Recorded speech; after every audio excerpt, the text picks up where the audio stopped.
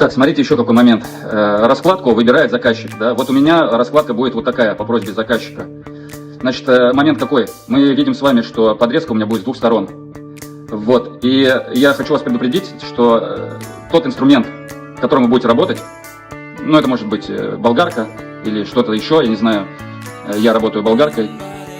Весь этот инструмент после данного вида работ надо хорошенько продувать, прочищать, возможно, даже разобрать для более детальной продувки, потому что вся соль, которая осядет в итоге в инструменте, вот, она нанесет ему огромный вред.